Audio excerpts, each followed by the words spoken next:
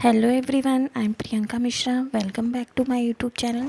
Students, आज की इस वीडियो में है हम क्लास 10th हिंदी से चैप्टर नंबर 8, जिसका शीर्षक है अशिक्षित का हृदय।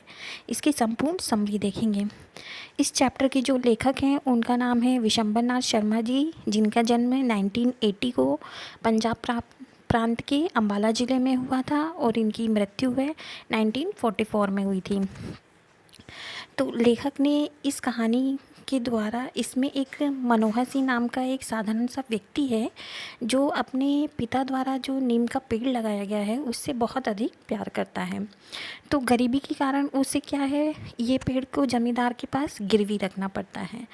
तो वो किस तरीके से अपने पेड़ को बचा भी पाता है या नहीं बचा पाता है, तो चलिए देखते हैं हम इस कहानी के द्वारा। तो कहानी स्टार्ट होती है। बूढ़ा मनोहर सिंह विनीत भाव से बोला, सरकार अभी तो मेरे पास रुपए नहीं होते हैं, होते तो मैं दे देता। सरकार मतलब ज़मींदार से वो कह रहा है। वो कहता है कि जो ऋण मतलब उधार लिया है उसे तो भाई देना से ही कटेगा, नहीं तो सर पे चढ़ता ही रहता है। तो आपके रुक को कोई जोखिम नहीं है। मेरा जो वो कह रहे हैं कि अगर मैं नहीं भी दे पाऊँगा तो मेरा जो नीम का पेड़ है वो तो आपके पास गिरवी ही रखा हुआ है। वो पेड़ कुछ ना कुछ तो मतलब 25 रुपए का तो होगा ही। इतना पुराना पेड़ क्या है, पूरे गांव में दूसरा नहीं है। तो वहाँ के जो जमींदार हैं ठाकुर शिवपाल सिंह बोले, 1.5 साल का ब्याज मिलाकर कितना होता है, कुल 22 होते हैं। तो वो कहते हैं कि ये रुपया आप अदा कर दो, मतलब दे दो, नहीं तो हम तुम्हारा पेड़ क्या कर देंगे, कटवा देंगे। तो मनोहर सिंह क्या हो गया, वो घबरा गया। वो बोला कि मतलब सरकार ऐसा मत कीजिए, क्योंकि वो उस पेड़ से बहुत ज़्यादा लगाव था उसे, पेड़ ना कटवाइए, रुपए मैं दे दूँगा, यदि ना भी दे सका तो आप को ही जाएगा, पर मेरे ऊपर इतनी दया कीजिए कि उसे कटवाइए नहीं। उसने कहा कि उसको कटवाइए नहीं। तो ठाकुर शिवपाल सिंह जो है वो मुस्कुराकर बोले कि मनोहर, तुम सठिया गए हो, मतलब तुम पागल हो गए हो क्या, तभी ऐसी उलझुल मतलब फालतू की बातें कर रहे हो।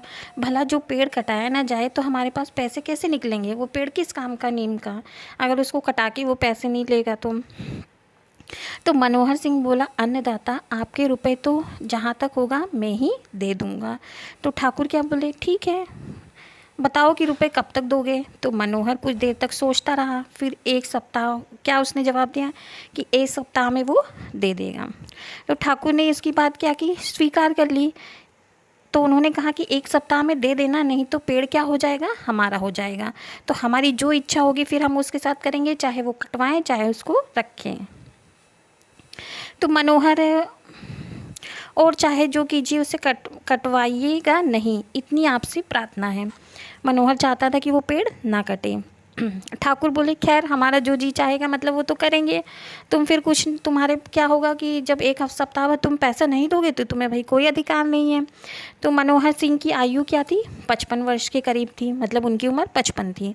तो अपनी जवानी में उन्होंने किस में जीवन व्यतीत किया था, फौज में थे वो। तो इस समय वो संसार में अकेला है और उसके परिवार में कोई भी नहीं बचा है। तो गांव में एक दूर के रिश्तेदार हैं जिनके यहाँ वो भोजन बनवा लेता था।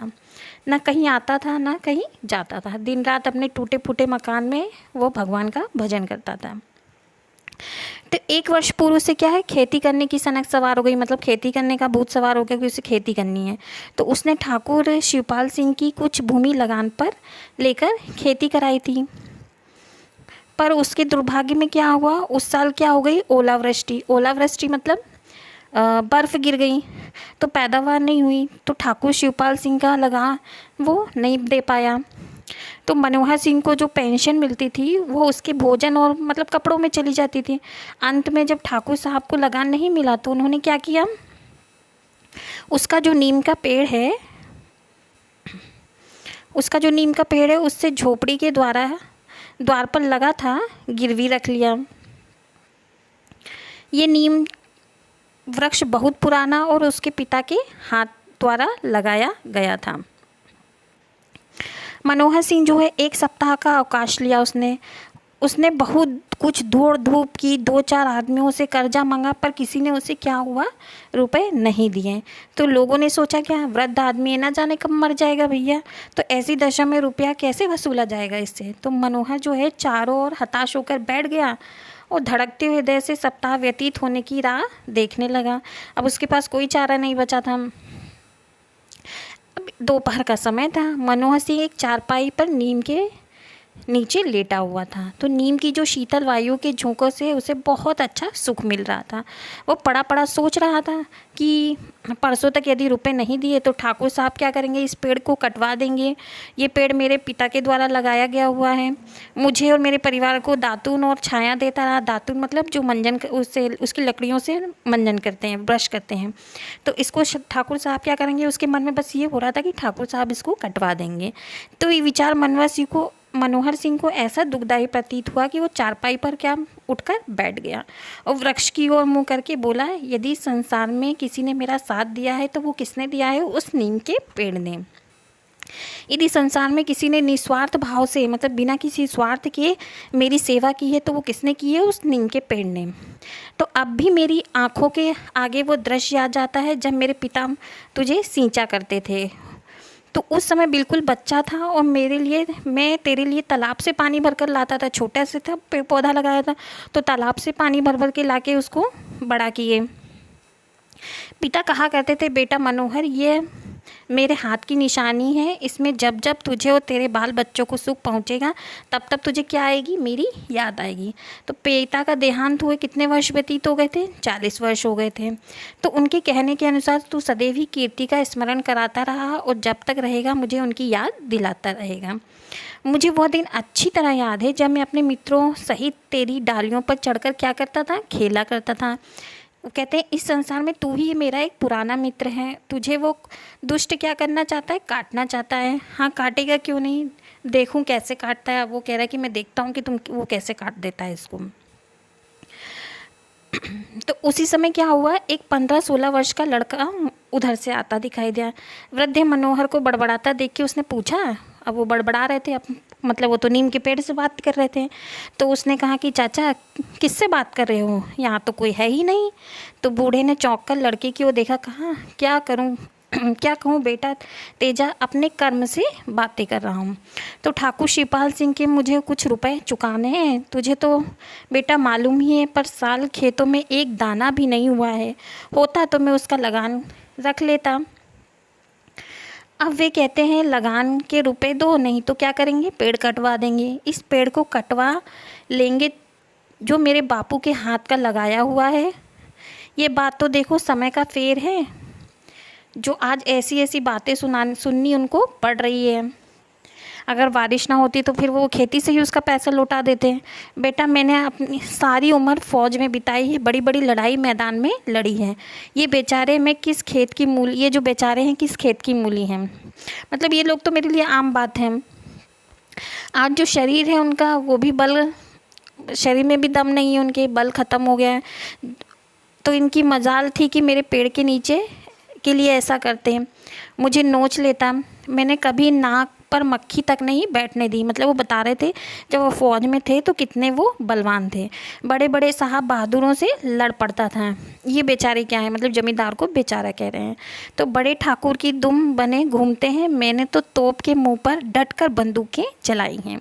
पर बेटा समय सब कुछ करा लेता है। मतलब अब ऐसा समय आ गया है कि वो निर्बल हो गए हैं, ना उनके पास ज़मीन है ना उनके पास उनका पेड़ रहा है। जिन्होंने कभी तोप की सूरत नहीं देखी वे वीर ठाकुर बने घूमते हैं, मतलब बंदूक भी नहीं देखी होगी और आजकल ठाकुर बने घूम रहे हैं। हमें आंखें दिखाते हैं कि रुपए दे दो नहीं तो पेड़ कटवा देंगे। कैसे पेड़ कटवा देते हैं, लाख बुढ़ा हो गया, मतलब मैं कितना भी बुढ़ा हो गया पर तलवार लेकर डट जाऊंगा वो तो भागते दिखाई पड़ेंगे वो। बेटा 100 बात की एक बात यह है कि मुझे अब मरना ही है। चल चलाओ लग रहा है, मतलब चल चलाओ आजकल मैं मरने वाला हूँ। मैं बड़ी बड़ी लड़ाइयों से जीत कर लौटा हूँ, समझूंगा ये भी एक लड़ाई ही थी। अब इस लड़ाई में मेरा अंत है, पर इतना समझ रखना कि मेरे जीते जी इस पेड़ की एक डाल भी कटने नहीं पाएगी। उन्होंने कहा कि अगर जब तक मैं जीऊँगा तब तक तो इसे बिल्कुल नहीं काटने दूंगा। उनका रुपया गले बराबर है। भगवान जाने मेरे पास पैसा होता तो मैं दे देता, नहीं तो क्या किया जाए। पर ये नहीं हो सकता कि ठाकुर साहब मेरा पेड़ कटवा लें और बैठे मैं टुकुर टुकुर देखता रहूँ। उन्होंने कहा कि मैं अपने जीते जी तो पेड़ नहीं कटवाने दूंगा, अगर वो काटेंगे तो मैं ऐसे बैठा देखता थोड़ी रहूँगा पेड़ को कटते हुए।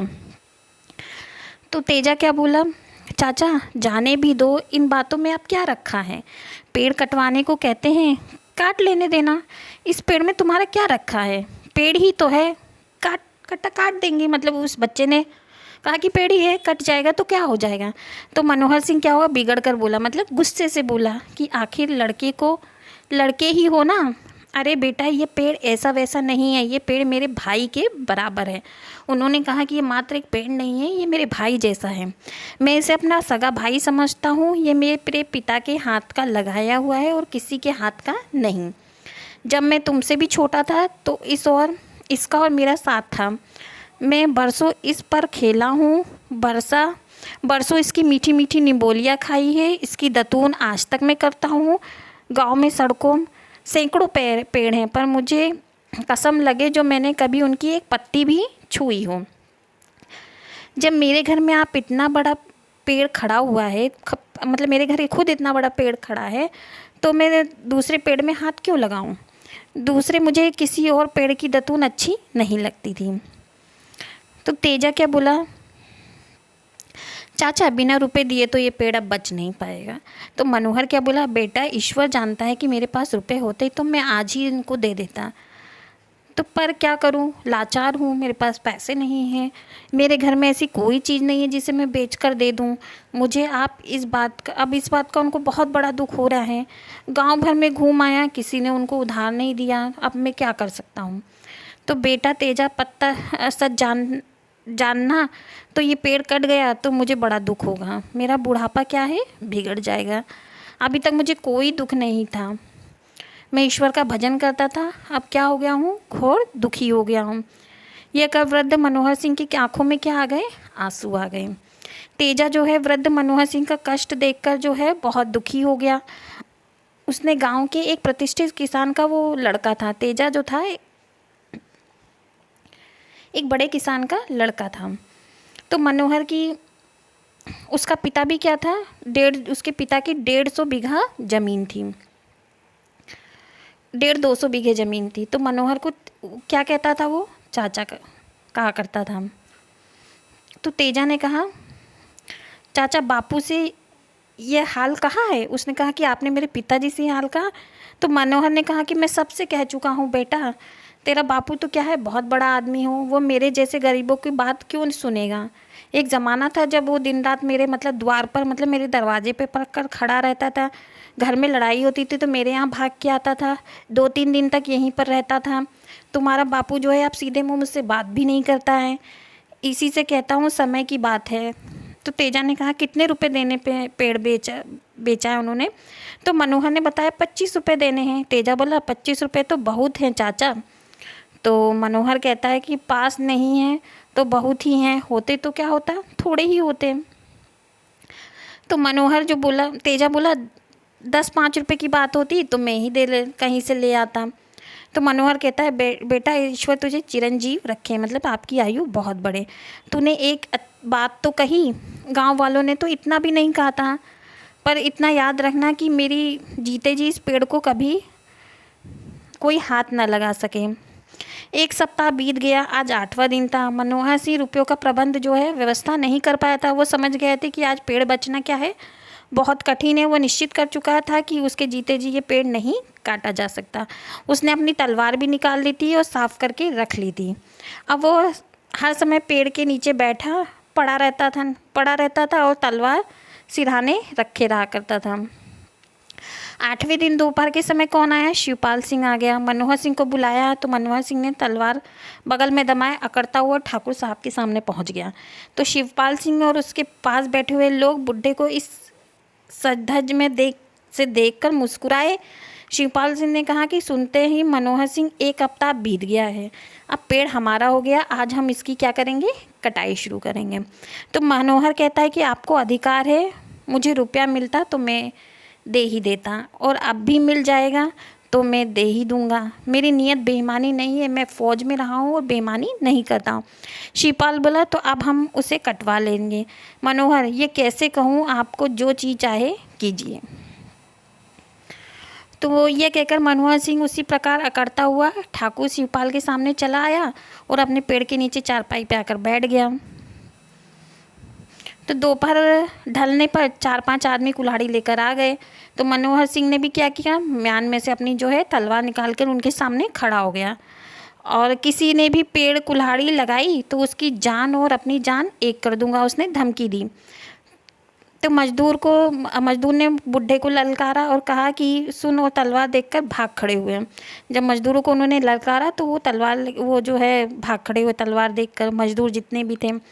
तब शिवपाल सिंह को ये बात मालूम हुई तो पहले तो वह बहुत हंसे, परंतु पीछे कुछ सोचकर उनका चेहरा क्या हो गया, क्रोध के मारे मतलब गुस्से से लाल हो गया कि बुढ़े में मतलब इतनी अकड़ आ गई है, उसकी शामत आ गई है कि वो हमसे मतलब पंगा लेगा। हमारा माल है, हम चाहे काटे या उसे रखें, वो कौन होता है।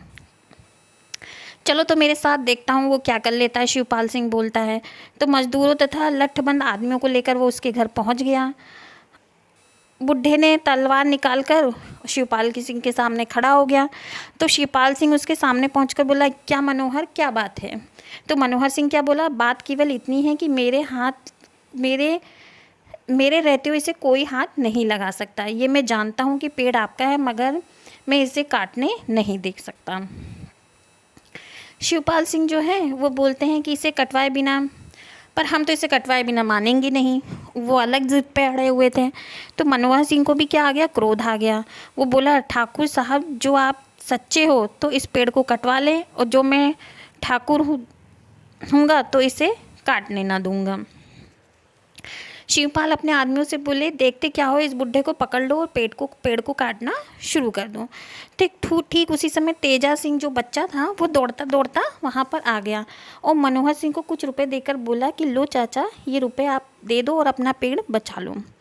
तो मनोहर सिंह ने रुपए गिनकर ठाकुर शिवपाल सिंह को दे दिए। कहे कि ठाकुर साहब, रुपए ले लो, ये हाजिर हैं, पेड़ कटवाना हो तो आगे बढ़िए। ठाकुर जी जो थे, रुपए अब नहीं ले सकते, रुपए देने की मियाद क्या हो गई है, बीत गई है। मतलब जब 7 दिन कहा था तब तो तुम रुपए लेके नहीं आए, अब जो दिन उसके पूरे हो गए अब वो रुपए नहीं लेंगे, अब तो पेड़ क्या होगा, कटेगा, ठाकुर कहते हैं। तो मनोहर सिंह भी क्या हो गया, अकड़ गया। वो बोला कि ठीक है, अब मालूम हुआ कि आप केवल मुझे दुख पहुँचाने के लिए ही ये पेड़ कटवा रहे थे। तो वो कहते हैं, अच्छा कटवाइए, मुझे भी देखना है कि आप किस तरीके से इस पेड़ को कटवाएंगे। तो इतनी देर गांव भर में खबर फैल गई कि शिवपाल सिंह जो है मनोहर सिंह का पेड़ कटवा रहे हैं, और मनोहर सिंह तलवार खींचे खड़ा है, किसी को पेड़ के पास वो आने भी नहीं दे रहा है। ये खबर फैलते ही सब लोग, गाँव के लोग भी वहाँ पर जमा हो गए थे। तो गांव के 2-4 प्रतिष्ठित व्यक्तियों ने मनोहर सिंह से पूछा कि क्या बात है मनोहर सिंह। तो मनोहर सिंह सब हाल कहकर उनको बताता है कि मैं रुपए देता हूँ, ठाकुर ले नहीं रहे, कल तक मियाद थी, अब तो पेड़ कटेगा। शिवपाल सिंह बोले, कल तक ये रुपए दे देता तो ये हमारा, इस पर हमारा कोई अधिकार नहीं होता, लेकिन अब इस पर क्या है, हमारा पूर्ण अधिकार है और हम इसे कटवाएंगे। तो एक व्यक्ति बोला, जब कल तक इसके पास रुपए नहीं थे तो आज ये पैसे कहाँ से आ गए। तो शिवपाल सिंह कहता है कि तेजा ने अभी ला कर दिए हैं।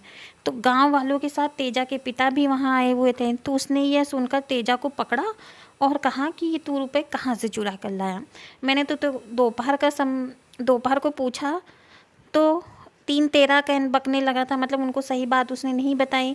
इसके बाद मनोहर सिंह ने कहा, मनोहर, ये रुपए तेजा मेरे संदूक से चुरा कर लाया है और ये रुपए किसके हैं, मेरे हैं।